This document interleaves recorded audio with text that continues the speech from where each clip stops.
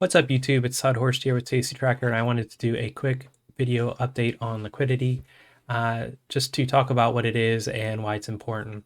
So generally with stocks, we're talking about how many shares are traded each day.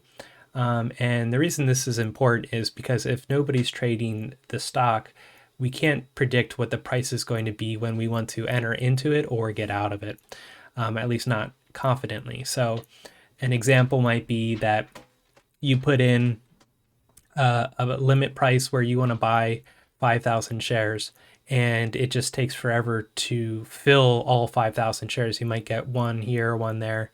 And so then what you frequently would do would be to put it as a market order. Then you'll get filled, but you have no idea what price you're going to end up paying. So the amount of liquidity makes a huge difference in your ability to be effective as a trader. You need to have the confidence that you can get in and get out when you need to.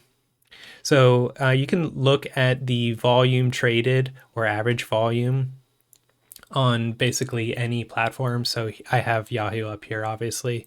And I'm looking at these two figures down here for Apple. If I go over here to Tastyworks, I can look up here. And this is the volume of shares, not of options, but it's still indicative of the amount of trading that's happening. Over here on Thinkorswim, we can look at the volume up here. So any platform that you choose, you can look at how frequently the stock is being traded. So the next thing I think of when I think of liquidity is the float. And so it's really the number of pieces of the pie, how small the pieces are, how much it's cut up to. So again, you can look at any platform, but we can see the number of shares available here, 16.7. And then let's go back over here again to, now I don't see it right here on Tastyworks.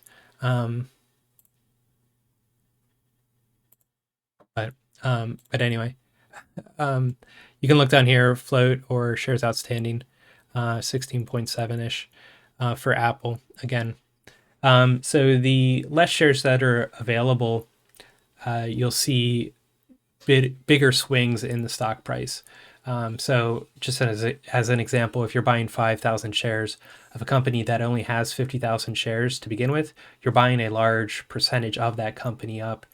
And so there's going to be naturally people there that aren't really wanting to sell, but they of course have a number, and so you'll keep bidding the price up and up and up and up until it gets to a point where they're willing to sell. And so it's really unpredictable what your average cost basis is going to be when you're entering in. If you enter in as a limit, you might only be able to get a couple hundred shares instead of the 5,000 that you wanted. So then you end up doing a market order, but then you have no idea what fill you're going to get.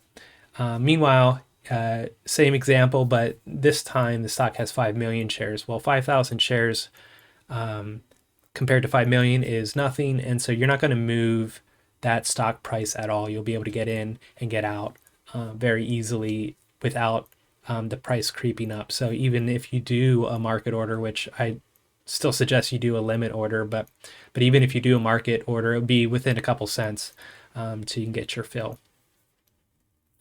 And so that's why a lot of times with pump and dump schemes, you'll see them targeting lower float stocks. So that way a group of people can influence the stock price dramatically. And yes, a lot of people end up holding the bag there. But if you are able to get in and get out before everybody else, then you can be profitable. So that's how a lot of the gurus make money off of the people that are following them. So then after I'm thinking about float, the next thing I'm thinking about is how that applies to options. And so we're just as concerned with liquidity and options, but we can 100% guarantee that the options for any given ticker are going to be less liquid than the stock itself. That's just the reality when you have to spread out the entries from different expirations and different strikes. If you think about stocks, you're just buying the stock. If you think about options, we're buying on such and such expiration at such and such a strike. So everything is divided up So there's naturally going to be less volume there for you to get in and get out. And so that's why it's even more critical that we're trading liquid tickers, to make sure that we can get in and get out when we want to. And it's not always about getting into a position. A lot of times you can get into a position pretty okay, but it's actually getting out of the position that's difficult, and where you'll get burnt. So yeah, so we can look at open interest, and so I already have that pulled up here. And so, we can see the further out we go from at the money. So at the money is right now 136, 137. And the further out we go here, there's going to be less and less of volume associated, open interest associated with these strikes. And then this is with the 3-day expiration. So again, you'll find the same thing if you go out to get a leap contract. You'll notice that it dies off rather quickly, actually. And it's just all over the board. So you'll want to, where possible, target strikes that are more popular. The other metric we can look at here is volume.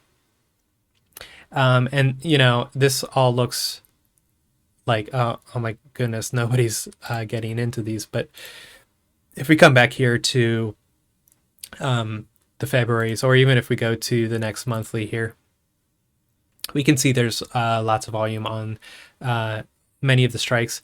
Obviously, round strikes you'll see usually are pretty have more volume than some of these half or just funky ones. These ones were from before the split.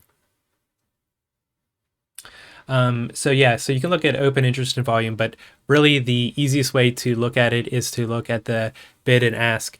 And if we look here, what do we have? These are within $2, $1, $2, $2. So the bid and ask is very tight. So you should be able to get in here. If I were to sell or buy this, you should be able to get in there with a reasonably knowing what you're going to pay. Now, again, if you try to get 10,000 contracts, it's obviously the price is going to fluctuate. But at least you to begin with, things are pretty reasonable. So if I go over to like Lowe's, so here's right now we're trading at 177, and the market just closed, so there should be plenty of activity still showing up here, but we can already see the 170 strike.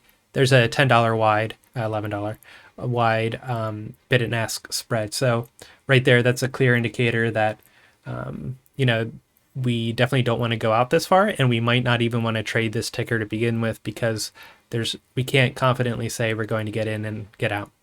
Obviously, the higher price stock is, the wider the spread is going to be, but it should be percentage wise. You know what I mean? So here, so $80 wide for this one, and that's still pretty tight because Amazon is a $3,300 stock. So you have to have some context with it, but yeah, okay. Yeah, so that's really all I wanted to talk about. If you can't get in and get out when you want to, then it makes it really hard to be profitable, at least reliably. And then, you'll learn which tickers are easy to get in and get out of. And some of that certainly depends on the time, because when you enter it, maybe you got in before the craze hit, and so there wasn't that much volume. But then, in a couple months, there's some news or something, and a whole lot of volume comes in. So it definitely is good to look at the average volume to get an idea of what you can generally expect. But anyway, over time you'll get comfortable with which stocks offer good liquidity and which ones don't. And really, the only way is for me that I found is to actually put a trade on. I'll usually start off small with the first time I'm getting into a ticker, and then wait to see if that's successful, and if it is, then I will adjust accordingly. If it was relatively easy to get in and out, then I'll add it to my list of tickers that I'm willing to trade from that point forward. But anyway, if you have any questions, let me know, and I'll talk to you next time. Thanks.